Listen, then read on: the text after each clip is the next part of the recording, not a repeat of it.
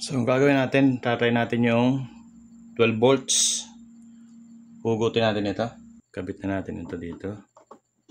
Clip natin ito dito, positive. And then ito ang ating nabili na incubator. Ang ating gagawin, itong kanyang base frame. Yan. Ito yung kanyang motor.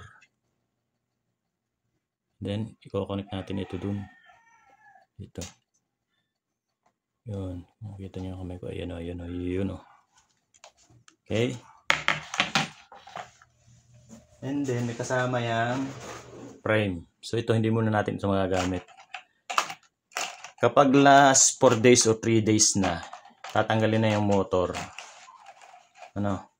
Tatanggalin na, di-disconnect na, and then tatanggalin na ito. Ito na ipapalit. So ito i-set aside muna natin. Ang ating roller, adjustable, depende sa inyong incubate. So pangkaraniwang itlog naman gagamitin. So ito. Kasi na dyan ang itlog.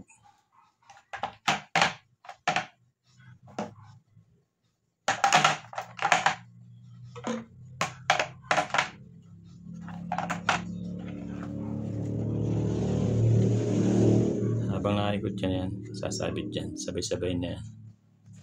Napakaganda. Okay?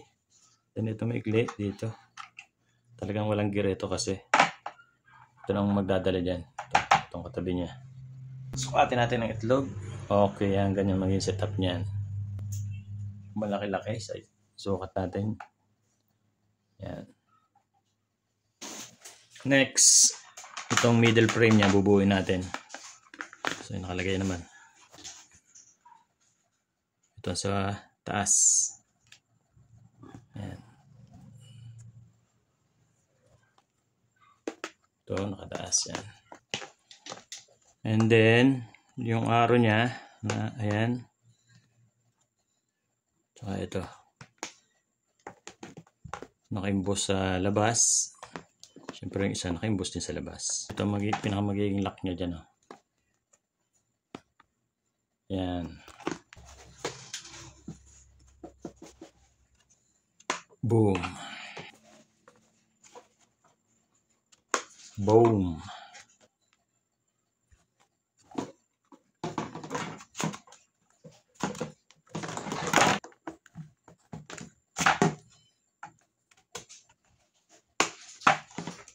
Okay.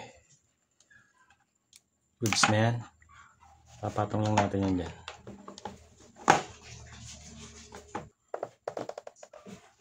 Itong cover, yan. Ang cover niya, pakita natin ilalim. Yan yung fan, magdi-distribute ng init. Magbubuga. So yung mga heater niya, nasa loob. Ayun. Ito yung kanyang sensor sa init. And then ito yung connector sa motor. Papaliwanag mo natin. Kasi ito, pwede ito sa pag brown out 12 volts. Ayan. Sasalpak nyo dito yung ating 12 volts na cable. Ayan. And then ito yung sa 220.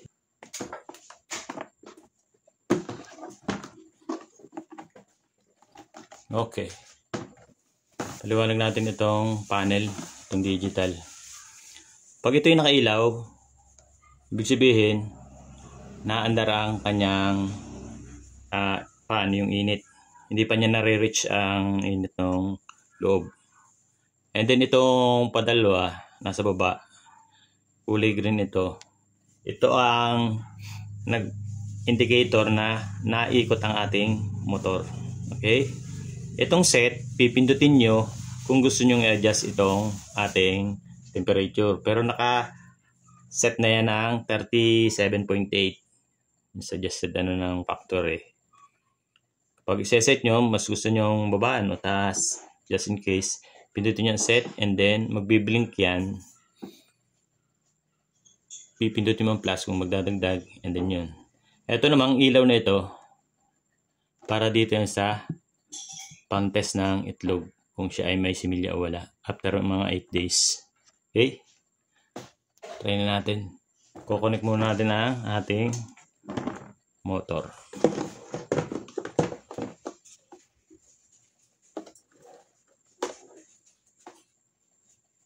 Okay. Yan. Boom. And then, tatawag natin.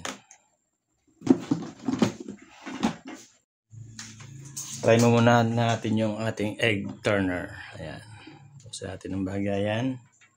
And then, sasaksak natin ito sa 220 volts.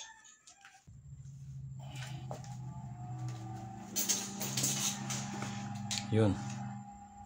Natunog na yan. So, ilalagay natin yung ating dito.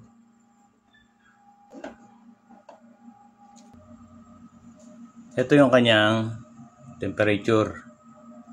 Yung ilaw na yun, ibig sabihin, generate siya ng init pa kasi hindi pa niya nare-reach yung 38. Okay? And then yung nasa babang yun na hindi pa na ilaw, ibig sabihin hindi naikot ang ating motor. Ang gagawin nyo, pipindutin nyo na matagal itong plus button. Yun.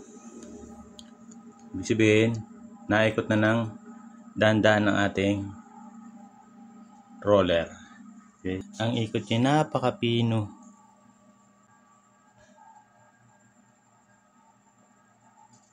Yun, ganyan lang kapino. Okay. And then, papabayaran na natin. Try na natin itong egg tester. Halimbawa, let's say kung may similya o wala ang ating mga itlog. Papatay natin ang ilaw. Yan. Buksan natin, pindutin natin yun. Boom. Yan. And then ito naman. Yun. Okay. Buka pa tayo ng iba.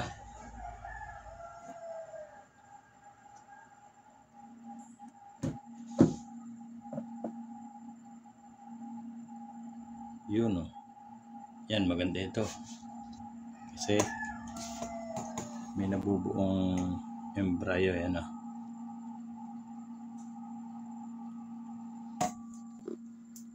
tapos na tayo. Dito naman tayo sa paglalagay ng tubig. So ang kanyang lagay ng tubig ito.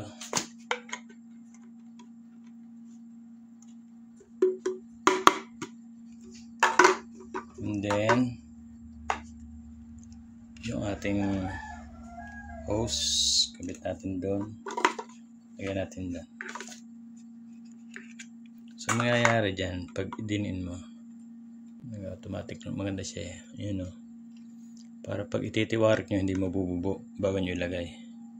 For now, ikakabit muna natin ito.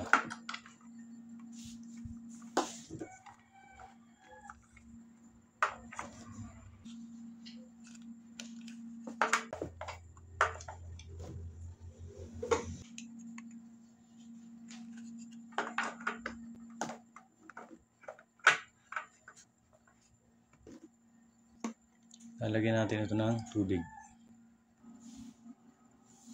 Yan. Okay na.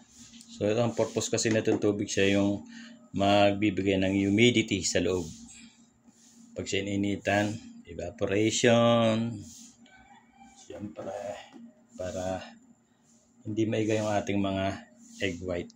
Kasi pag walang humidity yan, mahihirapan dyan.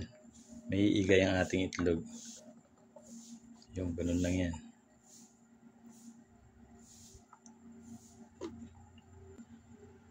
Dire-diretso na yun doon sa loob.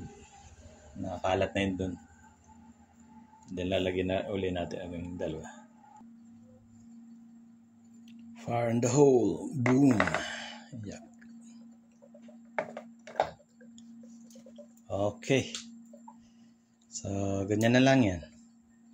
And then, try nga pala natin yung ating 12 volts. Kasi, meron ako dito na-ready yung battery. Ayan o. Pag nag-brown out, mas magandang dire-diretso kasi ang operation ng ating incubator. Ang gagawin nyo, tatanggalin nyo lang, lalagay nyo ito doon, and then, kiklip natin doon sa negative positive. Hugutin natin ito.